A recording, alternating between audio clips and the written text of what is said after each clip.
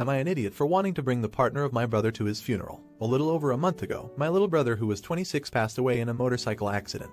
His death was so sudden and it hit my family very hard. I honestly still can't believe it. With COVID and now this unexpected loss, we had no idea how to organize a funeral while dealing with our grief. My brother always said he wanted to be cremated when he died, so at least we were able to honor his wish. It also made it a little easier to take our time to plan a proper service for him without worrying about his body. The week my brother passed, I drove to his apartment to pick up some of his stuff and met his roommate. I'll call him M, who my sister already told the news. Only I came to find out M was more than that. He was my brother's boyfriend of 5 years. He was so heartbroken and upset he didn't even try to hide the fact that they were a couple. While I was a bit surprised, I had my suspicion growing up that he might like guys. But I never said anything. Being his older brother and all, I figured he'd come to me when he was ready. I wound up staying for hours talking to him about my brother and going through photos. Since then I kept in contact with him to see how he's coping, and I started visiting a lot just so we both had someone to talk to. He's a great guy and I'm really happy my brother found someone like him to spend his years with. Having these talks with him have also made me feel a lot closer to my brother again. My brother distanced himself from our family at 18 and didn't keep much contact with anyone, even me, despite us being as close as two brothers can be. Looking back now, I guess I can see why. My family was finally able to organize a proper funeral service for my brother. The service is scheduled for this Friday. We're still limited on how many people can be there, so only close family will be attending, and it'll be live streamed for everyone else. I really think should be at the funeral. He just lost the love of his life and he really wants to be there too. We decided to tell my parents he's a really close friend of my brother's. My sister, who apparently knew about them, flipped when she found out. She told me not to bring me because our parents will question who he is and it might expose the truth about my brother being gay since they never met him before. We argued over this and she pretty much thinks I'd be an idiot for letting him possibly face ridicule from our family if they found out who he was. They're all close-minded, and also a terrible son if I upset my parents over my brother being gay while they're still grieving him. This is all if they find out. I don't know if they will, but it still doesn't seem fair to not let him be there when he was such an important person in my brother's life. I feel like it's only right to bring him, but maybe I'm letting my emotions get the best of me and maybe someone with a different perspective can tell me. Am I an idiot? Update. Thank you so much to everyone for your support and assuring me we're doing the right thing here. I know I won't be able to reply to every single comment, so I just wanted to express my gratitude.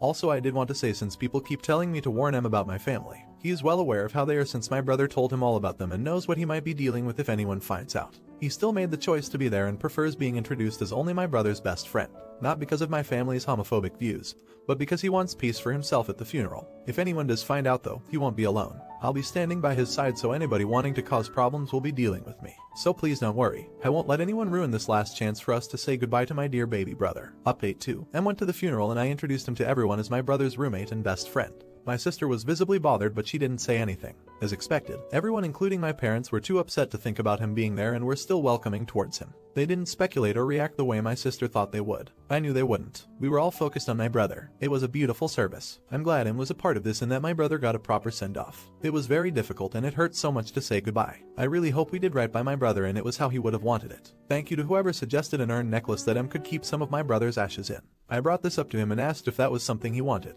I was going to get part for myself while my parents kept most of it. And then I would just split the ashes with them. M didn't know that was a thing but said he liked that idea. He got himself a beautiful pendant to keep the ashes in and he really loves it, so thanks again to the person who commented this. It was a lovely suggestion and it means so much to him to have a piece of my brother with him at all times. I have still kept contact with him since the funeral. He stopped by a couple times and has finally met my wife and daughter. I also try to see him when I have the chance just to make sure he's okay. This has understandably taken a huge toll on him. He told me he started talking to someone to help cope with the grief, which I think is great. I myself had a bit of a wake-up call that therapy was something I very much needed right away. My wife brought it to my attention that our 5-year-old has noticed I've stopped eating and now she doesn't want to either unless I do. Don't know, I guess I haven't been able to eat because I feel like I don't deserve it, if that makes any sense. It hit me that what I'm going through is starting to affect my family, so I'm currently looking up grief counseling in my area. I've also made an effort to eat more in front of my daughter so she knows that I'm fine and it's okay to eat, hiding the fact that it still makes me sick to my stomach. Things are still rough and wounds are yet to heal, but we're all surviving. Thank you everyone for all your kindness and support. Not an idiot. I am so sorry for your loss and at the same time so impressed with how you handled your brother's partner and his feelings. What a compassionate and graceful act. FYI, for grief counseling, some hospice organizations may provide this regardless of whether they were involved with the family member. All the best to you as you work through this difficult time. Not an idiot. Your brother would be proud of you. You have ensured his partner was part of the funeral and still touch base with him. You need to look after you now, mate. Get a therapist and help yourself to process everything. In the meantime, try to eat a similar sized meal to your daughter for you and for her. Would you care who comes to the funeral? Let me know in the comments. Now, am I an idiot for dancing half naked in my living room leading to my BF and his family seeing me? This is so embarrassing, but I can't take it anymore. I have to know if I'm in the wrong here. I need to apologize if so. I, female 21, was told by my BF, Nate, male 26, that I'd get the house to myself for the weekend. He said he had to go visit his parents to take care of a property-related issue. I was pretty excited to have the house to myself because I have been living with Nate since I was 19 and I miss living alone. Though Nate is the love of my life and in no way a trouble to live with, I had this tradition of spending a lot of my weekends baking while in my lingerie. It makes me feel pretty. Yes, it gets stupid, but it just makes me stupid happy, with music and dancing. Super embarrassing to admit, but I also do silly things like pretending I'm a Victoria's model or a singer and I sing along loudly. I mention this because this means the house is usually a mess. My dresses are all over and the music is super loud, which is obviously not okay. I hadn't done that in a long time because Nate hates loud music and he's not a fan of my cupcakes, so I decided to do it this weekend.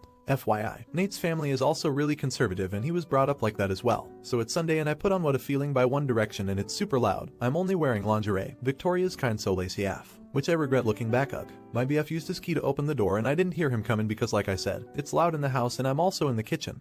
Living room area. Apparently he wanted to surprise me. Nate brought his mom, dad, and his sister's 2 kids, only like male 10, think. They come in and there I am, frozen in a dance pose like an idiot. I quickly ran to our room, yelling sorry, I wasn't expecting anyone, and was putting on clothes when Nate came in. He was so angry. He said I was acting like a child and that I embarrassed him. His parents wanted Nate to drop them back at SOP, refusing to stay, and his mom called me a lot of names and said the kids had seen everything and that made me feel guilty af. Here's why I am losing sleep over this. On one hand, I didn't know they would come. I locked the door too so I feel like I didn't do anything wrong. I planned on cleaning up my mess before Nate came home too. Also, Nate and his mom insulted me a lot. But when you look at it from their perspective, I was behaving like an immature person. The house was a mess, I looked a mess, there were baking supplies scattered. Nate just wanted to surprise me and do something nice. Nate is still not completely talking to me. I don't know how to face his family, and I also know his sister told him to make me behave or something. So I feel like I should apologize before things get worse, but I can't decide for sure if I'm in the wrong here, so I need your help. Thank you for reading. Update. After reading what everyone wrote, I quickly realized that what Nate did was so wrong.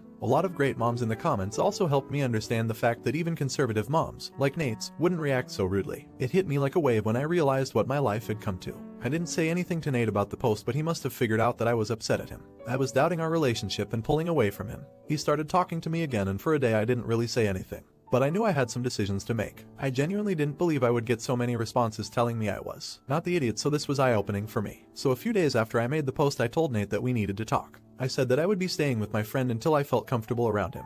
He didn't know what I was referring to, which just made me angry because how can he forget a fight that big? And I told him I was upset with how he treated me after the whole "your family walking in on me" incident. I also mentioned how I shouldn't have to wait for him to be away to dance, bake, or listen to One Direction just because he doesn't like it. He tried convincing me to stay, but I left. I think he knew I wouldn't let this go like the other things, thanks to you guys. Yesterday I asked him to meet me at a cafe so we could have a conversation about everything that happened. Nate cried, like for the first time ever since I have known him. He apologized, told me he messed up, and that he would change because he realized his mistakes now. I told him I wanted to move out and maybe after a while, if he does actually change, I'd give us another chance. I just needed some space to think about things, and so I told him we should take a break from each other for a while. Nate told me he would talk to his mom as well and that he should have defended me, to which I said yes, you should have. I actually borrowed direct sentences to explain why he was wrong from some comments you guys left because it was so helpful. It went better than how I imagined it would go. Also, thank you. Thank you doesn't even begin to cover what I really want to say to everyone who helped me and also to the mods who removed a lot of creepy comments. Thanks for sharing your stories about dancing in your underwear as well.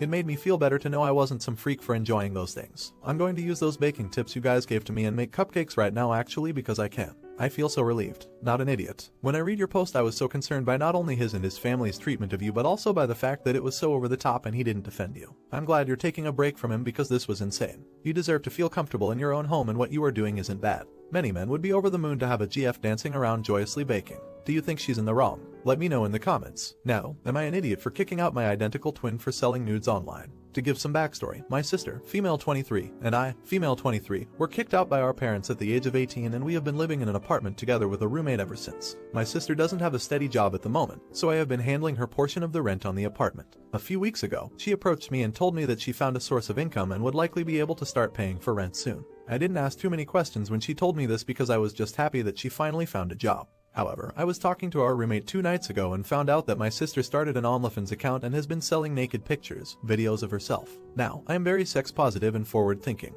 I have nothing against sex workers, but she is my identical twin. We look exactly alike in almost every way. I personally do not feel comfortable sharing my body online to strangers. On top of that, I am trying to start a professional career for myself and I don't want employers, coworkers to find this and think that it is me. I confronted my sister when she got home later that night and told her that I will not be speaking to her until she deletes the account and that she would have to move out of the apartment. She was pretty mad about this and stormed out of the apartment and ended up sleeping at a mutual friend's house for the last 2 nights. I have talked to our roommate and some friends about this and they think that I overreacted. Am I the idiot here? Update. A lot has happened since then, so I decided to make an update.